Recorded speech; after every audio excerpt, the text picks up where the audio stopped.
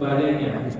Tapi bagi kami dengan adanya Nabi, di sisi kami itu jauh kalah semuanya yang lainnya. Sebagaimana ketika Nabi di perang apa Pak? Yang ketika pasukan elit Rasulullah, pasukan Muhajirin sama Ansar tidak menerima harta rampasan perang, apa kata Nabi? Wahai Muhajirin dan Ansar, adapun mereka ini yang aku bagikan harta rampasan perang ini adalah orang-orang yang baru masuk Islam. Yang mereka bawa ya harta, tapi yang kalian bawa adalah Nabi ya Rasulullah. Masih kan Pak ya? Nah, ketika itu apa? Muhajirin dengan Ansar semua yang menangis dan menyesali karena bersusun kepada Nabi. Kenapa kami nggak dapat bagian rampasan perang? Kemudian apa yang membuat kami lebih bangga? Tidak ada lagi yang membuat kami lebih bangga melainkan karena adanya Nabi di sisi kami. Ayu fahri man yamutu minna an yazhabu ila jannah. Dan apa yang membuat kami lebih bangga lagi melainkan ketika kami meninggal maka kami akan langsung masuk surga. Jadi dari kaidah syair bahasa itu udah prosesnya tinggi gitu Pak. Bagi Arab itu mungkin kita yang bahasa Arab atau nggak paham atau paham sedikit sama aja kelihatannya. Tapi dari kaidah seninya bersairnya itu memakai kaidah yang struktur bahasa yang tinggi, yang indah. Kemudian Bani Tamim ini tahu persis bagaimana bobot syair yang dipakai oleh Sabit bin Qais dan dia mengakui kekalahannya. Akhirnya diminta lagi Zulfurqan bin Badr ya untuk memberikan syair yang berikutnya. Dan dijawab oleh Hasan bin Sabit mengikuti metode yang dipakai oleh Zulfurqan. Kalau di dalam bersair kan ada misalkan akhiran an in gitu ya. Nanti ketika dijawab juga pakai akhiran an in gitu atau ai ujungnya, itu akhirannya juga dipakai seperti itu. Ya sehingga Bani Tamim ini yang datang ingin menguji kehebatan syair Rasulullah, kalau syair muslimin merasa mengakui kekalahan mereka. Artinya bahwa memang muslimin ini memiliki syair yang hebat-hebat. Maka Allah sampaikan, Allah kisahkan tentang Bani Tamim ini disebutkan dalam surat Al-Hujurat surat ke-49 ayat 1 sampai 5. Ini kisah tentang Bani Tamim.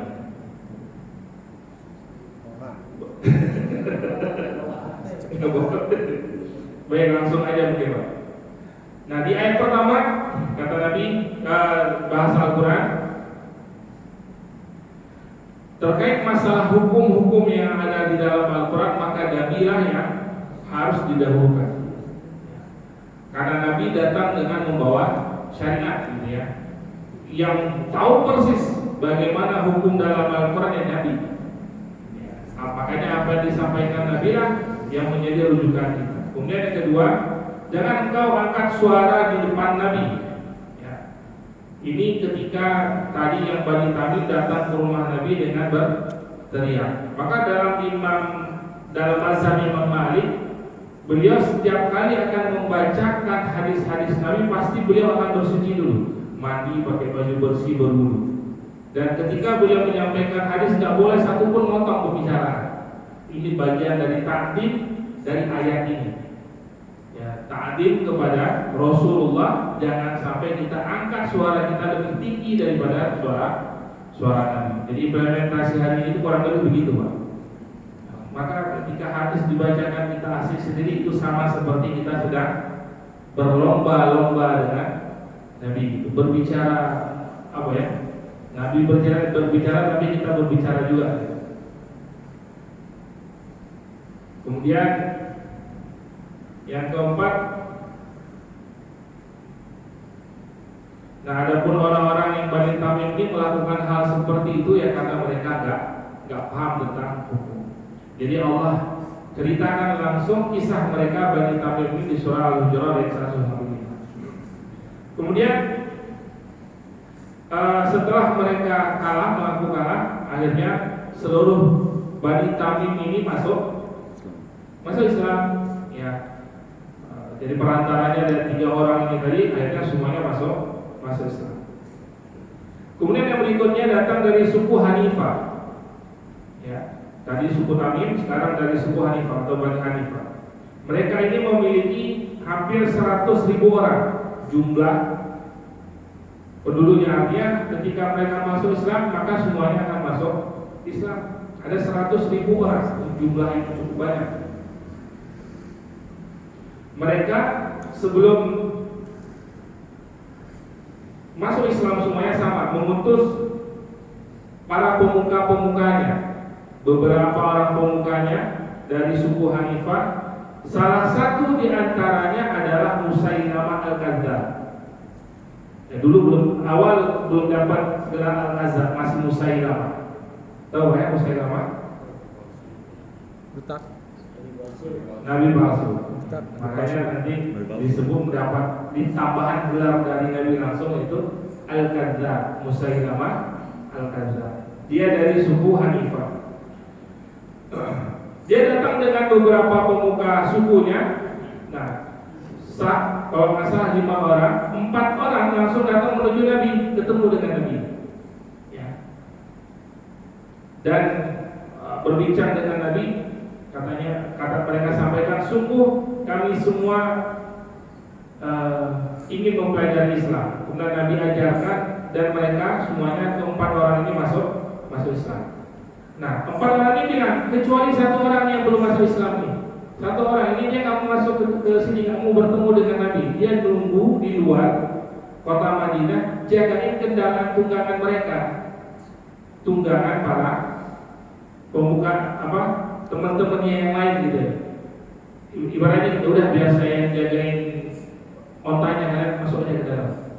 Jadi ketemu dengan Nabi, Musailamah nggak ketemu. Maka Nabi mereka menyampaikan, kecuali 1 orang ini yang nggak mau masuk, dia jagain onta kami, jagain kendaraan kami. Kata Nabi, selama dia menjaga unta kalian, maka dia orang baik.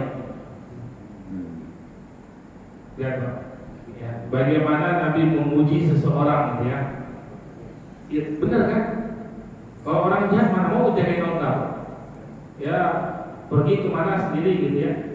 Maka kata Nabi, Musailamah ini selama dia mau menjaga onta kalian, maka dia termasuk orang baik.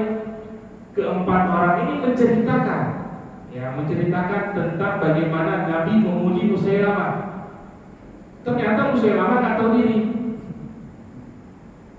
Tuh kan, Nabi saja memuji saya. Nah, dari situlah muncul kesombongannya, Pak. Merasa, Pak, wah, aku ini Nabi juga nih. Kena dipuji sama Nabi. Hati-hati nih, Pak. Kita kadang-kadang jelekin orang juga, ya jangan jatuh-jatuh amat gitu ya. Tapi muji orang pun jangan tinggi-tinggi banget. Hati-hati, bahaya, Pak. Banyak orang sekarang yang hancur karena terlalu banyak dapat pujian. Makanya bermedsos itu penyakit antara terbesarnya penyakit ain. Karena udah masuk ke penyakit ain, dia posting kalau nggak dapat like rasanya wah, kurang apa nih? Besok mikir lagi. Dia posting bukan tujuan utamanya ingin menyampaikan pesan-pesan penting gitu ya. Kalau kita niatnya ingin menyampaikan pesan-pesan, nggak peduli mau disukai orang atau disukai orang, tapi kita ingin menyampaikan dakwah. Tapi kalau udah isinya adalah ingin dapat like, share, and comment, itu beda cerita. Maka Musailamah ini kata teman-temannya, dan gak ketemu dengan Nabi, langsung dia pulang. Jadi 4 orang udah masuk Islam, Musailamah dan ikutan balik ke suku Hanifah. Kemudian Musailamah mengatakan, lihat Rasul saja memuji saya. Ini di antara kesombongannya. Padahal Nabi maksudnya adalah ketika memuji tersebut dulu hatinya ketika Islam belum masuk, harapannya biar masuk Islam. Ternyata malah kebalik gitu.